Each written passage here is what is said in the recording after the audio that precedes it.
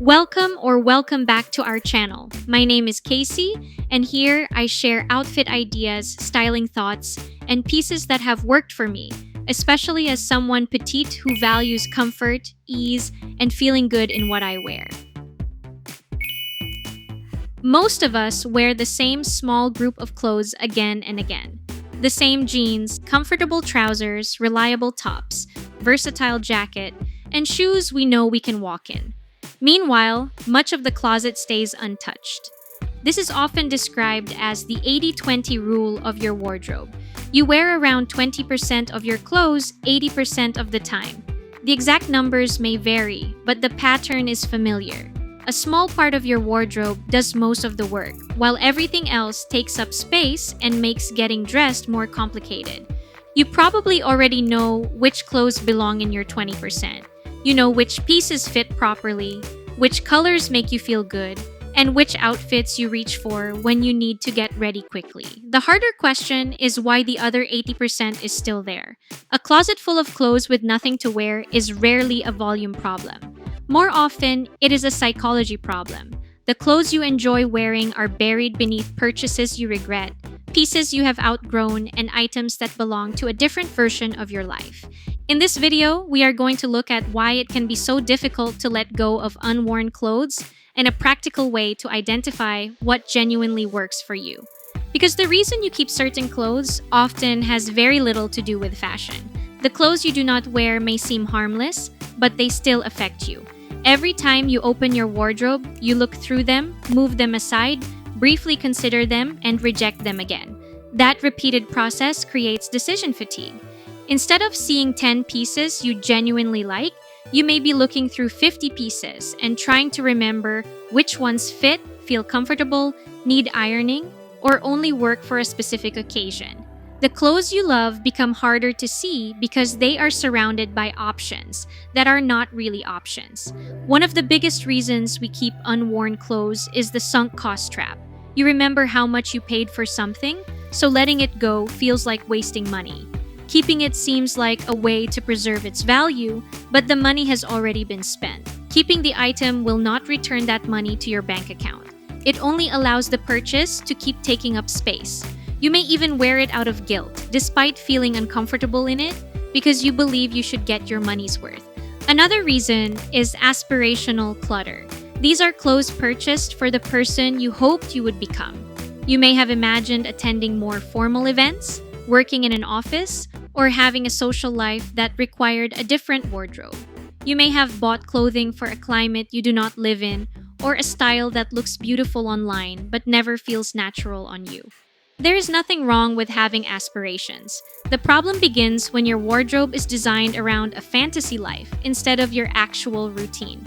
Your clothes should support the days you are living now. If most of your week involves working from home, running errands, going to cafes, visiting the gym, and spending time with family, then most of your wardrobe should work for those situations. You can still keep special pieces, but they should not overwhelm the clothes you rely on every week. You may also be holding on to someday clothes, something you will wear when your body changes, when the right invitation arrives, or when you become interested in that style again. Some may eventually return to your rotation, but many remain untouched for years. These pieces do more than occupy physical space. They carry expectations. They may remind you of money you regret spending, a version of yourself you feel you have not reached, or a lifestyle you thought you would have by now. Getting dressed starts to feel like an argument between the life you live and the life represented by your clothes. Once you understand why you are keeping these pieces, you need a better filter than the usual decluttering advice. A common rule is to ask whether you have worn something during the past year.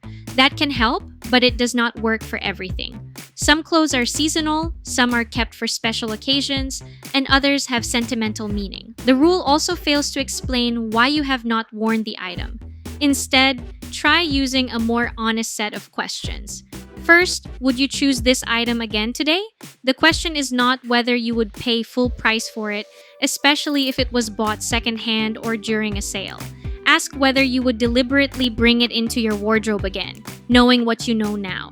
Next, does it work for your current body, lifestyle, and environment? Does it fit comfortably? Can you wear it during a normal week? Does it suit your climate? And can you pair it with other things you already own? Finally, do you enjoy wearing it or do you only enjoy owning it? Some clothes are beautiful on a hanger or represent a designer, trend, or aesthetic you admire. They may make your wardrobe look more interesting, but when you wear them, you feel uncomfortable, self-conscious, or unlike yourself. A functional wardrobe is not a collection of impressive objects. It is a collection of clothes that help you get dressed. You also do not need to make every decision immediately. Instead of forcing yourself into a ruthless decluttering session, try the maybe box method. Place the clothes you are uncertain about in a box, suitcase, or separate storage area. Do not donate them yet. Remove them from your everyday wardrobe and live without them for a few weeks. If you genuinely miss something, bring it back. You may find that you forget many of the items were ever there. This removes the visual noise without forcing you to make an emotional decision before you are ready. Once the questionable pieces are out of sight, pay attention to what remains.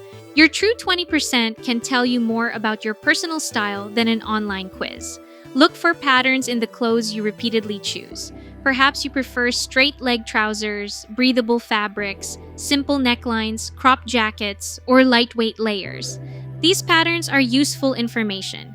They show you which silhouettes, colors, fabrics, and details naturally work for your body and lifestyle. Instead of shopping for an imaginary wardrobe, you can strengthen the one you are already using. You can also try a simple 48-hour experiment. Move your most worn clothes into one visible section of your closet. For 2 days, get dressed only from that section. Notice how quickly you can create an outfit when everything in front of you fits, feels comfortable, and works with the rest of your wardrobe. Fewer visible choices may even give you more outfit ideas because you are no longer distracted by pieces you were never going to wear. Getting dressed should not feel like an argument with yourself. A functional wardrobe begins with admitting what you genuinely wear instead of forcing yourself to manage everything you own.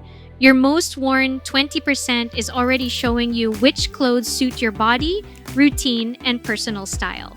This weekend, try separating those pieces from the rest of your wardrobe and notice the patterns you find. And let me know in the comments, what is one item you wear so often that it is definitely part of your 20%? I'd love to hear your thoughts. Thank you again for spending your time with me, and I will see you in the next one.